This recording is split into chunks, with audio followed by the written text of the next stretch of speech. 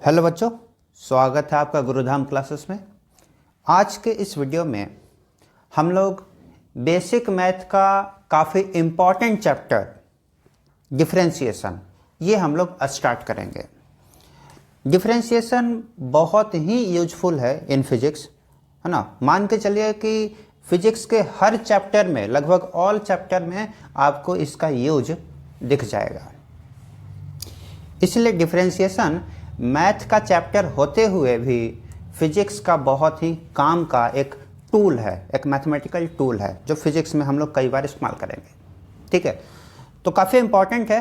तो इस लेक्चर में आज हम इसी चैप्टर को पढ़ेंगे और जानेंगे कि डिफरेंशिएशन होता क्या है, ये मैथमेटिकल टूल इस्तेमाल कब करते हैं और करते हैं तो इसका करने का तरीका क्या है ना। कैसे किसी फंक्शन को, किसी है ना एक्सप्रेशन को डेरिवेटिव निकालते हैं, डिफरेंशिएशन निकालते हैं। तो चलिए बिना टाइम बिताए हुए इस चैप्टर को हम लोग स्टार्ट कर लेते हैं। ठीक है, देखिए, तो सबसे पहले हम इस चैप्टर में जानेंगे meaning of d Y upon D x. ठीक है ना, इसको समझेंगे कि ये आखिर किसको रिप्रेजेंट कर रहा है, इसका क्या मतलब है ना। देखिएगा, ये जो मैंने यहाँ पर लिखा है ना d Y by D x, इसका मतलब ये नहीं कि डी इंटू वाई है या डी इंटू एक्स, ऐसा नहीं है ना। डी वाई मतलब कि वाई एक वेरिएबल है जिसका वैल्यू चेंज कर सकता है। तो अगर वाई में स्मॉल चेंज हुआ, बहुत ही स्मॉल चेंज, तो उस स्मॉल चेंज को हम डी वाई से लिखते हैं, है ना। और नीचे में लिखा हुआ डी एक्स, इसका मतलब है एक्स भी एक वेरिएबल है और उसका वैल्यू चेंज कर सकता है। तो x में अगर स्मॉल चेंज होगा तो उसको हम dx से लिखेंगे। ठीक है ना, एक सिंबल है ना। dx dy मतलब क्या, dy का मतलब स्मॉल चेंज इन y, dx का मतलब स्मॉल चेंज इन x, सिंपल सा मतलब है। ठीक है, dy अपॉन dx ये है क्या, इसको क्या पढ़ेंगे। तो इसका ये जो हम, एक तो प्रोनाउंसिएशन हो गया dy अपॉन dx, इसी का एक दूसरा नाम है, इसको बोलते हैं rate of change of y with respect to x, या फिर इसी को एक और भी नाम से जानते हैं, इसको बोलते हैं slope of tangent to y x graph. तो वाई और एक्स का ग्राफ रहेगा, उस पर टेंजेंट बनाओ, टेंजेंट का जो स्लोप होगा वो d Y by D x होगा। ठीक है, इसी का एक और नाम है, इसको बोल सकते हैं differentiation of Y with respect to x, या फिर derivative of Y with respect to x. तो ये जो आपके सामने लिखा हुआ है ना d Y by D x, है ना, इसी का अलग अलग नाम है।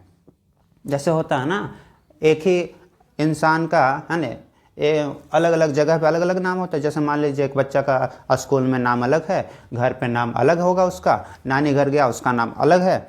तो एक ही बच्चा है लेकिन उसका नाम अलग अलग है, अलग अलग लोकेशन पे। यहाँ पर भी वही है, D Y by D x है एक ही चीज़, उसका मीनिंग एक ही है, लेकिन उसका नाम अलग अलग है, अलग अलग यूज, अलग अलग प्लेस पे। ठीक है, तो ये सब नाम आप याद रखिएगा, है ना। कभी कभी किसी किसी, है ना, नाम से इसको पुकारेगा, मतलब एक ही है। अब देखिए, इसको समझने के लिए हम लोग चलते हैं ग्राफ के पास, और ग्राफ में हम समझेंगे कि स्लोप किसी लाइन का कैसे निकालते हैं। लाइन हो गया या कोई टेंजेंट हो गया, है ना, या फिर कोई सिकेंट लाइन हो गया। तो सिकेंट, टेंजेंट, कोई भी लाइन, इस प्रकार का अगर कुछ भी हो, उसका अगर हमें स्लोप निकालना हो तो स्लोप कैसे निकालते हैं पहले ये मालूम होना चाहिए, है ना। क्योंकि यहाँ पर देखिए, इसके नाम में ही एक, इसका एक दूसरा नाम भी है स्लोप ऑफ टेंजेंट। तो स्लोप पहले आना चाहिए निकालने के लिए। स्लोप निकल गया, इसका मतलब हम बोल सकते हैं कि हमने D Y by D X निकाल लिया, है कि नहीं। तो चलिए पहले स्लोप निकालने के लिए सीखते हैं। तो देखिए, ये है, मान लीजिए एक ग्राफ है ना, जिसमें पैरामीटर्स x है और y है। तो y और x में आपका कुछ इस प्रकार से ग्राफ, रैंडम ग्राफ हमने मान लिया। ठीक है, अब इस ग्राफ पर अगर हम मान लीजिए एक लाइन बनाते हैं कुछ इस तरीके से, ये है ना, ये मान लीजिए हमने एक लाइन बनाया। ठीक है, अब देखिए, ये जो लाइन है, ये लाइन इस ग्राफ के ऊपर चेक करिएगा, इस ग्राफ के ऊपर ये दो जगह इसको इंटरसेक्ट कर रहा है। देखिए, मैं पॉइंट मार्क करता हूँ, एक पॉइंट तो ये हो गया जहाँ पर ये इंटरसेक्ट कर रहा है, लाइन और ग्राफ कट कर रहा है। एक दूसरा पॉइंट यहाँ पर है, जहाँ पर लाइन और ग्राफ कट कर रहा है। तो ये 2 पॉइंट पर इस कर्व को कट कर रहा है ये लाइन, तो इस लाइन को बोला गया सिकेंट, है ना। तो सिकेंट मतलब एक ऐसा लाइन जो कर्व को 2 पॉइंट पर इंटरसेक्ट करे, उसे सिकेंट बोलते हैं। ठीक है, आसान है। अब देखिए ये जो हमारा सिकेंट लाइन है, यही लाइन, क्या इसी लाइन को हम टेंजेंट बना सकते हैं? हाँ, बना सकते हैं। तो देखिए टेंजेंट बनाने के लिए क्या करेंगे, टेंजेंट पहले होता क्या समझिए, एक ऐसा लाइन जो ग्राफ को किसी पार्टिकुलर पॉइंट पे बस टच करता हुआ निकल जाए। मतलब देखिए ये हमारा रेड वाला क्या है, ग्राफ है, एक कर्व है, और ये जो लाइन है अभी इस कर्व को 2 पॉइंट पर कट कर रहा है। लेकिन अगर मान लीजिए अगर ये लाइन इस ग्राफ को केवल एक ही पॉइंट, सिंगल पॉइंट पे अगर टच करे, है ना, तो ये जो लाइन है इसी को हम टेंजेंट बोलते हैं। अभी इसको आप गौर से देखिए, ये जो हमारा लाइन है ना, ये इस ग्राफ को, इस कर्व को बिल्कुल एक पॉइंट पे बस टच कर रहा है। देखिएगा, इसको थोड़ा जूम करके मैं दिखा रहा हूँ। ये देखिए यहाँ नीचे में जो आप लाइन देख रहे हैं, तो ये तो ग्राफ को कट नहीं कर रहा है। यहाँ पर लग रहा है कि ये जो लाइन है ना, इस ग्राफ को टच करते हुए निकल गया है ना। इस पॉइंट के नीचे लाइन इंटरसेक्ट कभी नहीं किया कर्व को, और ऊपर भी कहीं इंटरसेक्ट नहीं किया, बस इसी पॉइंट पे टच करके निकल गया। तो ये जो लाइन है ना, इस लाइन को बोलते हैं इस कर्व के ऊपर टेंजेंट बनाया हुआ है। ठीक है, अच्छा, तो कहने का मतलब है कि टेंजेंट एक ऐसा लाइन होता है जो ग्राफ को या कर्व को एक सिंगल पॉइंट पे कट करे या टच करे, उसको टेंजेंट बोलते हैं। बिल्कुल सही। और सेकंड का मतलब अगर कर्व को 2 पॉइंट पे कट करेगा तो उसको हम सेकंड बोलेंगे। ठीक है, अब देखिए लाइन चाहे सेकंड हो या टेंजेंट हो या कोई भी रैंडम लाइन हो, अगर हमें उस लाइन का स्लोप निकालना है ना, तो स्लोप निकालते कैसे हैं, वो स्लोप आखिर होता क्या है पहले, है ना, क्या क्या करेंगे उसमें स्लोप निकालने के लिए। तो चलिए पहले स्लोप निकालने के लिए सीखते हैं। देखिए ये हमारा कर्व हो गया और इस पर हमने कोई एक पॉइंट पर टेंजेंट बना दिया, जैसे कि आपको दिख रहा है ना। अभी जो टेंजेंट हमने बनाया है, ये जो लाइन है, ये लाइन आप देख सकते हैं जो एक्स एक्सिस है हमारा, पॉजिटिव एक्स एक्सिस, ध्यान दीजिएगा, पॉजिटिव एक्स एक्सिस। ये पॉजिटिव एक्स एक्सिस से क्या ये कुछ एंगल बना रहा है? देखिए ये एंगल, हाँ। तो ये जो पॉजिटिव एक्स एक्सिस से लाइन जो एंगल बना रहा है, ये मान लेते हैं थीटा एंगल है। कितना एंगल है? थीटा। इसका वैल्यू मान लेते हैं, इस एंगल का वैल्यू है suppose date 45 degree. Random value मान रहा है, ऐसा नहीं है कि बिल्कुल मेजर करके, है ना, लिखा गया है। रैंडमली मान लिया 45 डिग्री, है ना। तो अब देखिएगा इस लाइन का अगर हमें स्लोप निकालना है तो सिंपल सा मतलब है, स्लोप का मतलब tan थीटा, तो tan थीटा स्लोप, इसी को बोलते हैं क्या, इसी को हम लोग स्लोप बोलते हैं। तो स्लोप जब भी आपको निकालना हो तो आप क्या करोगे, tan थीटा का वैल्यू निकालोगे, वही उस लाइन का स्लोप हो गया। अब देखिए tan थीटा, थीटा मतलब ये है ना, इसका भी डेफिनेशन है कि थीटा एंगल कौन सा लेके चलना है। तो लाइन पॉजिटिव एक्स एक्सिस से जो एंगल बना रहा होगा इन एंटी क्लॉकवाइज सेंस, है ना, ये जो डायरेक्शन है ना, ये कौन सा डायरेक्शन है, एंटी क्लॉकवाइज। तो इसी डायरेक्शन में जो एंगल बना रहा होगा लाइन, वही एंगल है यहाँ पर थीटा। ठीक है, तो उस एंगल का tan निकालो, this is equal to slope, मतलब यहाँ पर tan 45 हो जाएगा। तो इस tan 45 का वैल्यू कितना होगा, 1। इसका मतलब हमसे अगर पूछा जाए कि इस लाइन का स्लोप बताइए, तो tan 45 यानी कि 1 होगा। अच्छा, तो टेंजेंट का स्लोप निकालने के लिए हम लोग समझ गए, टेंजेंट का स्लोप मतलब टेंजेंट बनाओ, जिस पॉइंट पे पूछा गया है उस पॉइंट पर टेंजेंट बनाकर चेक करना है कि स्लोप एंगल कितना है, और स्लोप एंगल का tan थीटा निकाल लो, उसी को हम लोग स्लोप बोलेंगे। ठीक है, अच्छा। तो क्या इस कर्व पर, जो मैंने कर्व यहाँ पर रेड कलर का कर्व बना हुआ है ग्राफ, इस ग्राफ पर तुम कहीं पर भी टेंजेंट बनाओ, क्या सभी का स्लोप सेम आएगा? नहीं।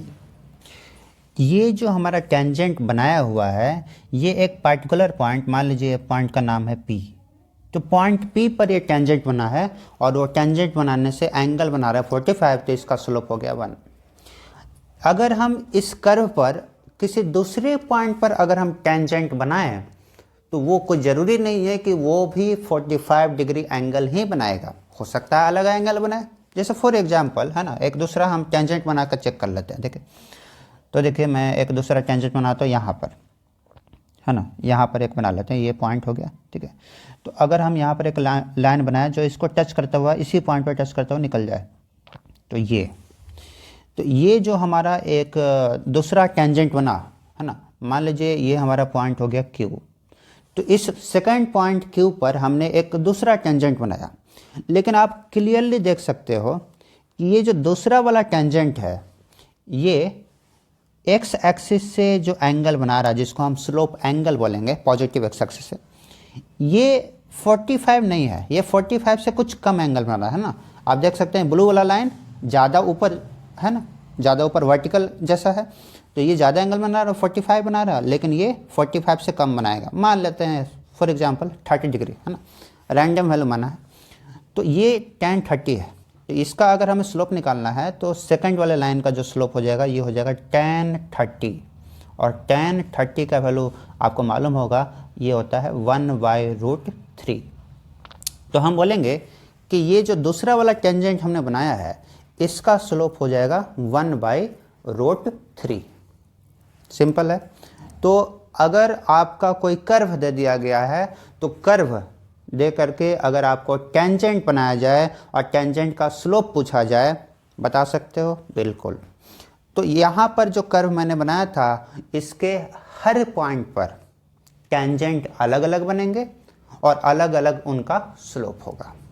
चलिए, स्लोप का टेंजेंट निकालने के लिए तो सीख गए, अब चलते हैं सेकंड के टेंजेंट को निकालने के लिए सीखेंगे। हाँ, देखिएगा, ये हमारा ग्राफ है और ये जो ब्लू वाला लाइन है ना, ये लाइन इस ग्राफ को देखेगा, इस ग्राफ को 2 पॉइंट पर कट कर रहे हैं। एक यहाँ पर है पॉइंट सबसे नीचे और एक यहाँ पर है दूसरा पॉइंट, है ना। तो मान लेते हैं, हम नेमिंग कर लेते हैं पॉइंट, इसको हम A बोल देते हैं और इस पॉइंट को बोल देते हैं B, ठीक है। तो जो हमारा लाइन है ब्लू वाला लाइन इस रेड वाले कर्व को, ग्राफ को 2 पॉइंट पे कट कर रहा है। इसका मतलब हम इस AB लाइन को क्या बोल सकते हैं? क्या सेकंड बोल सकते हैं? बिल्कुल।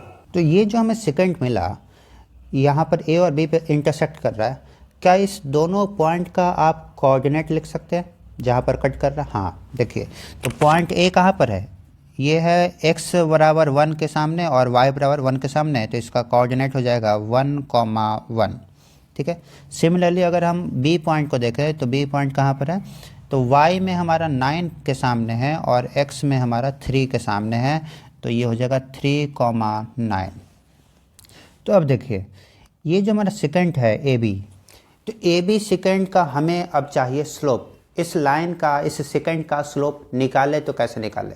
सर, हमने तो अभी अभी पढ़ा था टेंजेंट का स्लोप निकालने के लिए कि वो लाइन बनाओ, देखो आप कितना एंगल बना रहा है पॉजिटिव एक्स एक्सिस से, दैट इज स्लोप एंगल देखो, और स्लोप एंगल का tan थीटा निकालो, तो जो वैल्यू आएगा उसी को हम स्लोप बोलते हैं। हाँ, यहाँ पर भी वही काम करेंगे। तो आपके मन में सवाल आएगा कि सर यहाँ पर स्लोप एंगल थीटा तो है नहीं, तो थीटा एंगल कैसे पता करेंगे? वो तो है नहीं दे रखा, तो स्लोप कैसे निकालेंगे? हाँ, तो देखिए, यहाँ पर आप एंगल तो नहीं दे रखा है, लेकिन जो आप स्लोप निकालते हो, ध्यान सुनिएगा, स्लोप निकालने के लिए आप क्या करते हो? tan थीटा करते हो ना।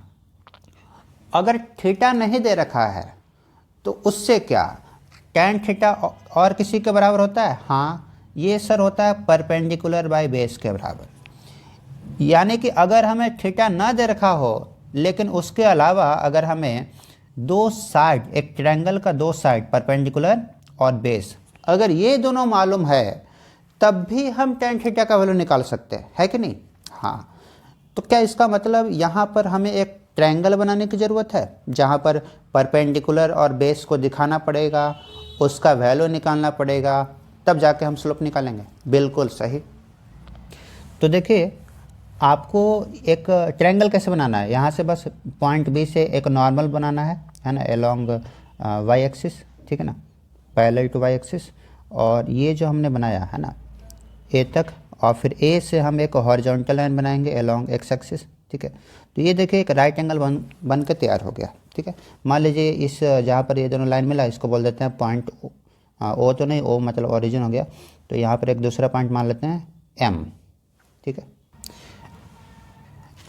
अब देखिएगा ये जो हमारा सेकंड लाइन है, ये सेकंड लाइन जो एक्स एक्सिस से एंगल बनाएगा, क्या वही एंगल ये लाइन से भी बनाएगा, थीटा एंगल?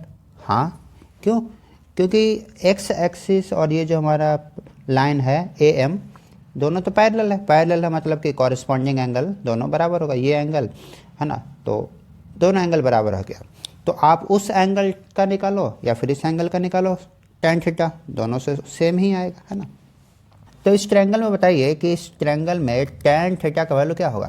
तो सर tan थीटा होता है परपेंडिकुलर बाय बेस। परपेंडिकुलर क्या होता है? परपेंडिकुलर होता है कि ये जो हमारा एंगल है थीटा, इसके सामने वाला जो साइड है, ये सामने वाला साइड कौन है? ये सामने वाला साइड हो गया बी एम, है ना। तो बी एम हो गया हमारा क्या? बी एम हो गया परपेंडिकुलर, ठीक है। और बेस क्या है? तो ये एंगल के साथ जो दूसरा वाला साइड आपको दिख रहा है ए एम, है ना, बी ए बी नहीं, ए बी तो हाइपोटेनस हो गया, जो दूसरा वाला है ए बी जो एंगल के साथ बन रहा है ना, ए एम, तो ए एम हो गया हमारा बेस, ठीक है। तो एंगल के सामने वाला परपेंडिकुलर और बगल वाला बेस, एडजेसेंट वाला, तो ये हो गया परपेंडिकुलर बाय बेस।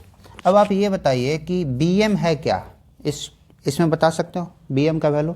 हाँ, तो बी एम सर ये तो पैरेलल टू वाई एक्सिस है, और पैरेलल टू वाई एक्सिस में अगर आपको लेंथ निकालना है, डिस्टेंस निकालना है, तो आप क्या करते हो? y2 माइनस y1 कर लेते हैं। तो सर इसको लिख देंगे y2 माइनस y1। और ए एम का वैल्यू अगर निकालना हो तो ए एम का वैल्यू आप निकालते हैं कैसे? ये पैरेलल टू एक्स है, तो एक्स कोऑर्डिनेट का डिफरेंस मतलब x2 माइनस x1, है कि नहीं? तो ये हो जाएगा हमारा क्या? स्लोप। तो आप ये पहले भी आप पढ़े होंगे कि सेकेंड लाइन का स्लोप कैसे निकालते हैं। तो difference in y upon difference in x, y2 minus y1 upon x2 minus x1, है ना। तो ये बताइए कि इस पार्टिकुलर एग्जांपल में तो बताइए b का y कोऑर्डिनेट कितना है? 9, a का 1, तो 9 minus 1 divide by x coordinate b का कितना है? 3, y का कितना है? 1, तो 3 माइनस 1, ये हो गया कितना? 8/2 मतलब कि 4। तो यहाँ पर tan थीटा का वैल्यू 4 आया, इसका मतलब ये जो हमने सेकंड बनाया है, इस सेकंड का स्लोप होगा 4। तो अब तक हमने क्या क्या देख लिया, क्या क्या पढ़ लिया? चले एक बार देख लेते हैं। तो हमने पहले पढ़ा सेकंड क्या होता है, हमने पढ़ा टेंजेंट क्या होता है, फिर हमने उनका स्लोप देखा। तो जैसे हमने पढ़ा कि स्लोप ऑफ, अगर हमें टेंजेंट निकालना होगा तो टेंजेंट का स्लोप निकालने के लिए क्या करेंगे? देखेंगे टेंजेंट बना करके कि स्लोप एंगल कितना है, और स्लोप एंगल का जब हम tan थीटा निकालेंगे तो वो होगा हमारा स्लोप का वैल्यू, ठीक है। लेकिन वहीं दूसरी जगह अगर हमें कोई सेकंड लाइन है, तो सेकंड लाइन का अगर हमें स्लोप निकालना है तो स्लोप ऑफ सेकंड, तो ये हमने निकालने के लिए सीखा कि इसमें आपको एंगल न दे करके जिस दो पॉइंट से पास कर रहा है उसका कोऑर्डिनेट दे रखा होगा, तो उस केस में हम क्या करेंगे? इसका स्लोप हो जाएगा, स्लोप बराबर y2 minus y1 upon x2 minus x1, है ना। तो ये हो गया स्लोप ऑफ सेकंड निकालने का तरीका, ठीक है। अब देखिए ये जो हमने स्लोप निकालने के लिए सीखा, यहीं पर अब dy/dx छुपा हुआ है ना। अब इसको समझते हैं कि कैसे यहाँ से dy/dx का, है ना, ऑरिजिन हुआ, क्यों हमें वो ज़रूरत पड़ा। चलिए समझते हैं। चलिए हम इस ग्राफ पर वापस आते हैं। तो आप इस ग्राफ में देख रहे हैं कि रेड वाला हमारा कर्व हो गया y-x कर्व, और ए बी जो लाइन है ब्लू वाला, ये हो गया हमारा सेकंड। इस सेकंड का अगर स्लोप निकालना हो तो delta y upon delta x, है ना, y2 minus y1 upon x2 minus x1 से आप निकाल सकते हैं, जो यहाँ पर हमारा इसका वैल्यू निकल कर आया 4, है ना। तो इस सेकंड का स्लोप है 4। देखिएगा इसी को अब थोड़ा सा हम इस तरीके से टेबल बना के लिख लेते हैं। देखिएगा यहाँ पर हम चेंज इन x लिख रहे हैं, डेल्टा x से इसको इंडिकेट करेंगे, चेंज इन y को हम डेल्टा y से, और सेकंड का स्लोप निकालना होगा तो हम delta y upon delta x कर लेंगे, ठीक है। अब देखिएगा इस ग्राफ में, जब हम ए से बी जा रहे हैं तो ए से बी जाते समय आप ये बताइए कि एक्स कोऑर्डिनेट कितना चेंज किया। तो देखिए सर, ए का एक्स कोऑर्डिनेट 1 था और बाद में बी का हो गया 3, तो 1 से 3 चेंज किया, तो एक्स में चेंजिंग कैसे आया? तो सर एक्स में जो चेंजिंग आया वो पहले 1 था, बाद में 3 हो गया, तो एक्स में चेंज कितना आया? 2 का, है ना। मतलब यहाँ से लेके ग्राफ में देखिएगा, ये यहाँ से लेके यहाँ तक कितना हो गया? 3 - 1 यानी कि 2, इसका वैल्यू हो गया 2। उसी तरीके से आप बताइए ए से बी जाने पर वाई में कितने का चेंज आया? तो देखिए वाई, इसका ए का कोऑर्डिनेट वाई का 1 था और बी का हो गया 9, मतलब ये पूरा जो हमारे यहाँ से लेके यहाँ तक है ये कितना चेंज हुआ? इसको बोलेंगे डेल्टा वाई, इसका वैल्यू होगा 9 - 1 यानी कि 8। ठीक है, तो अब डेल्टा वाई का वैल्यू 8 हो गया, डेल्टा एक्स का वैल्यू हमारा 2 हो गया। तो कहने का मतलब हम ये बोल सकते हैं कि x में अगर हम 2 का चेंज करते हैं तो y में हमारा 8 का चेंजिंग आता है। ठीक है, तो ये बताइए अगर हम x में 2 की जगह यूनिट का चेंज करें, यूनिट बोले तो 1 का चेंज करें, तो x में 1 का चेंज करने पे y में कितना चेंज आएगा? सिंपल है, डिवाइड कर लेंगे, 8/2 यानी कि 4 का चेंज आएगा। तो यही बात मैंने यहाँ पर भी लिखा है कि 2 का चेंज आया तो 8, y में 8 का चेंज आया, x में अगर 1 का आएगा चेंज तो y में 4 का चेंज आएगा। तो x में यूनिट का चेंज आने पर y में कितने का चेंज आ रहा है, उसी को बोलते हैं स्लोप ऑफ सेकेंड। इसी बात को हम कुछ और भी लिख सकते हैं, देखिएगा सेंटेंस पे ध्यान दीजिएगा, यहीं से उसका नामकरण चेंज होगा। देखिए मैंने क्या बोला? चेंज इन x, है ना। अगर हमारा डेल्टा x हुआ तो y में चेंज कितना हुआ? डेल्टा y का। ठीक है, अगर हमने ये बोला कि x में चेंज अगर 1 का होता है तो y में चेंज कितना होता है? Delta y by delta x। तो ये है क्या? इसी को हम बाद में बोल रहे हैं कि ये स्लोप है ना। ये किसका स्लोप है? तो स्लोप ऑफ सेकेंड हो गया ये। ठीक है, अब इसी को हम एक दूसरे नाम से भी बोल सकते हैं। कौन सा नाम? ये आप चेंज जो आप निकाल रहे हो, ये चेंज ये है क्या? ये डेल्टा वाई व डेल्टा एक्स क्या आप निकाले हैं? चेंज ही तो निकाले हैं, लेकिन किस में चेंज निकालने हैं? वाई में हमने चेंज निकाला है ना। ये चेंज किसका? ये वाई का चेंज है। लेकिन कब? जब एक्स में कितने का चेंज आए? केवल 1 का, यूनिट का। तो एक्स में अगर यूनिट का चेंज आएगा तो वाई में इतने का चेंज आएगा। ठीक है, तो यूनिट का चेंज एक्स में है तो इसी को हम बोल देते हैं rate of change, rate of change in Y, in Y per unit change in X. मतलब समझ रहे हैं आप? इसी को आप ये भी लिख सकते हैं rate of change of Y with respect to x. तो इस पूरे सेंटेंस का मतलब ये है और इसका मतलब ये है। बात समझ में आई? तो rate of change of Y with respect to x, या rate of change in Y per unit change in x, है ना, या फिर डेल्टा वाई व डेल्टा एक्स, या स्लोप ऑफ सेकेंड, इन सब का एक ही मतलब है।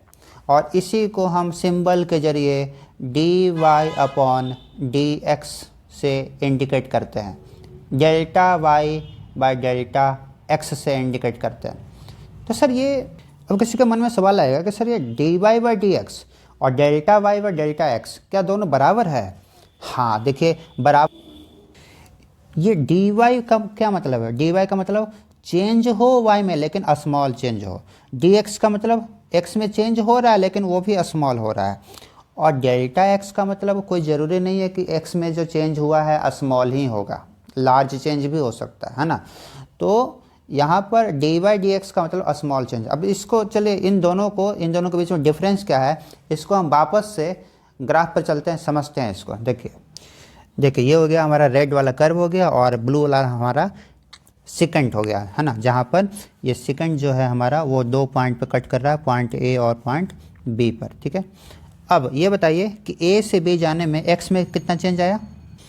एक्स में जो चेंज आया वो इतना आया है ना, ये हमारा डेल्टा एक्स हो गया।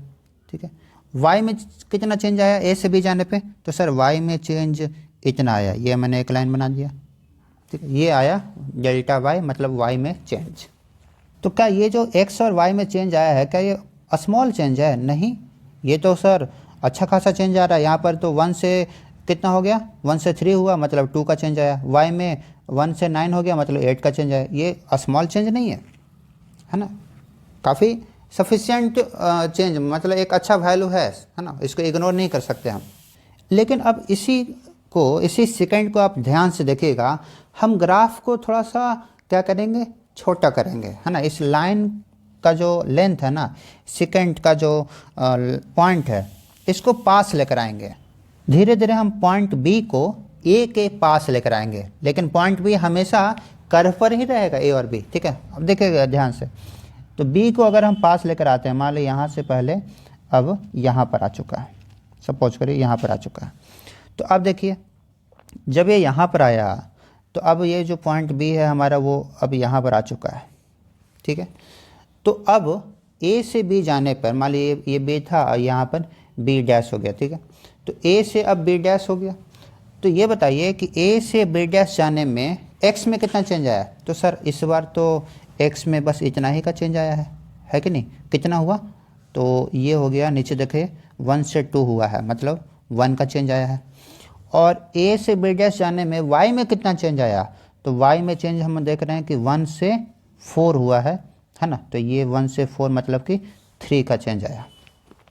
तो सर यहाँ पर फिर स्लोप कितना हो जाएगा इस सेकेंड का, नया जो सेकेंड बना ए बी डैश, इसका स्लोप हो जाएगा delta Y 3 upon delta X 1, यानी कि 3/1 3 हो जाएगा।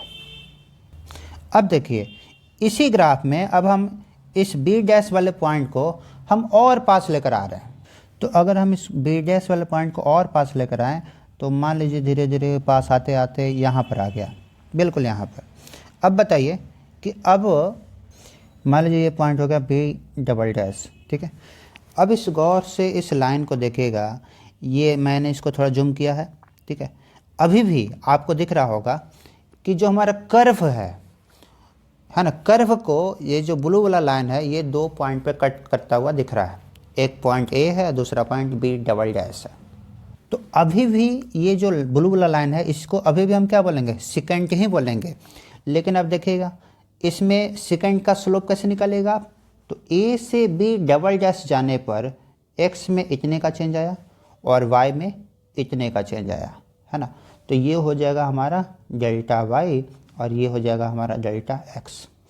अब इसको गौर से देखिए है ना, ये तो मैंने जूम करके दिखाया। अगर इसको वापस से इसके ओरिजिनल है ना साइज में लेके जाएं तो देखिएगा ये जो लेंथ है ये एक डेल्टा एक्स और डेल्टा वाई, ये एक छोटा सा लेंथ आपको देखने को मिल रहा है। ठीक है ना, डेल्टा वाई डेल्टा एक्स का वैल्यू कम है, इसी को हम जूम करके देख रहे हैं यहाँ पर, तो काफ़ी बड़ा देखने को मिल रहा है। ठीक है ना, अब देखिएगा, अब अगर मान लीजिए थोड़ा इमेजिन करिए कि बी डबल डैश अगर और पास आ जाए ए के, तब कैसा दिखेगा। तो चलिए बना के देखते हैं। देखिए तो ये मान लीजिए नीचे आते हुए बिल्कुल यहाँ पर आ जाए, बिल्कुल एकदम पास में यहाँ। तो अब देखिए यहाँ पर है, अब इससे ज़्यादा जूम हम कर ही नहीं सकते है ना, ये लिमिट हो गया मैक्सिमम लिमिट।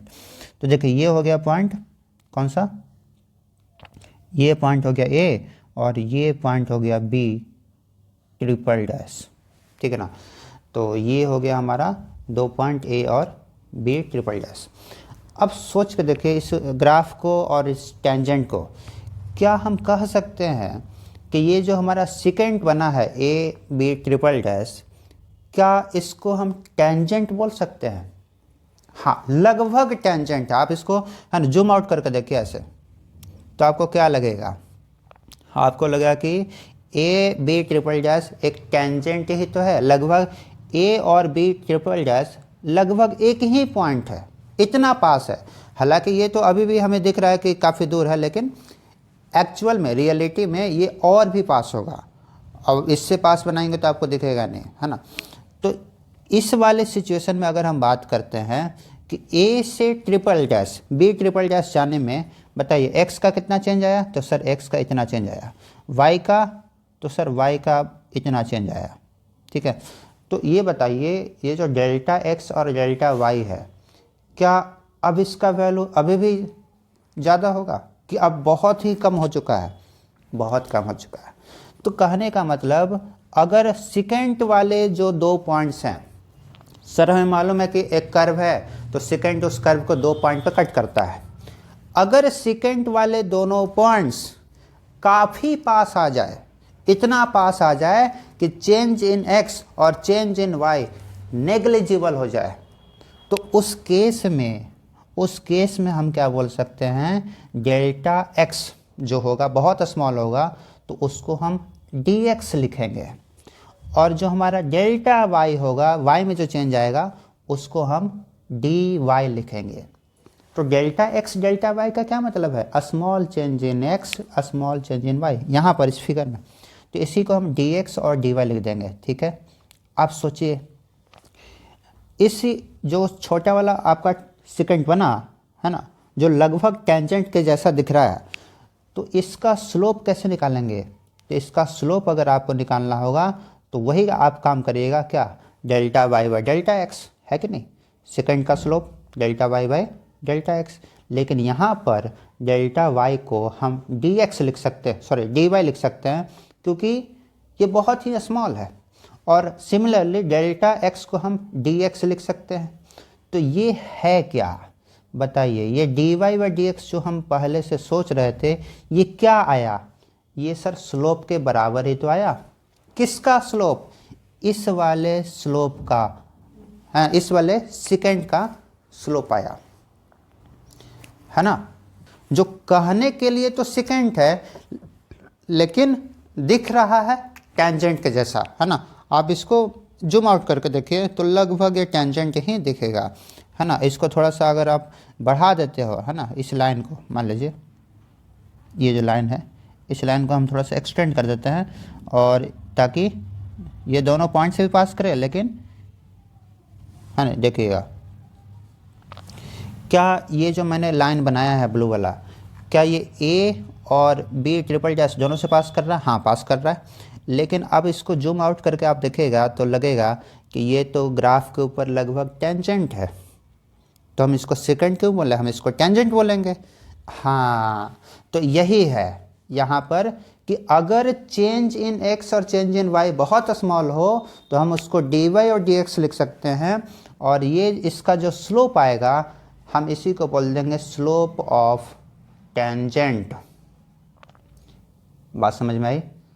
हाँ तो मतलब सर ये स्लोप ऑफ सेकेंड भी बोल सकते हैं इसको, बिल्कुल, क्योंकि ये सेकेंड है तो है, लग रहा है बस टेंजेंट के जैसा, इसलिए हमने इसको स्लोप ऑफ टेंजेंट बोल दिया, है ना। तो सेकेंड का स्लोप टेंजेंट के स्लोप के बराबर कब होगा, कब उसको बोल सकते हैं कि टेंजेंट के स्लोप के बराबर होगा, जब इंटरवल में जो चेंज आ रहा हो, change in X change in Y बहुत स्मॉल हो जाए, तो उस केस में हम इसको टेंजेंट का स्लोप भी बोल सकते हैं। तो बच्चों ये था D Y by D X का ग्राफिकल मीनिंग, जिसमें हमने ग्राफ से समझा कि डी वाई क्या है, डी एक्स क्या है, और उनका जो रेशियो है D Y upon D X ये क्या है। तो ये हमने सीखा स्लोप है ना, सेकंड का स्लोप है, जो हम टेंजेंट के स्लोप भी हम इसको बोल सकते हैं, क्योंकि जब इंटरवल बहुत स्मॉल हो जाएगा तो उस सेकंड को टेंजेंट मानने में कोई बुराई नहीं है, ठीक है। सो आज का लेक्चर हम यहीं फिनिश करते हैं। चलिए फिर अगले क्लास से हम सीखेंगे कि D Y by D X जो हमने जान लिया इसका नाम क्या है, ये क्या इसका मीनिंग है, ग्राफिकल मीनिंग, अब कैसे डिफ्रेंशिएशन करते हैं वो अगले क्लास से हम कंटिन्यू करेंगे। तब तक के लिए धन्यवाद।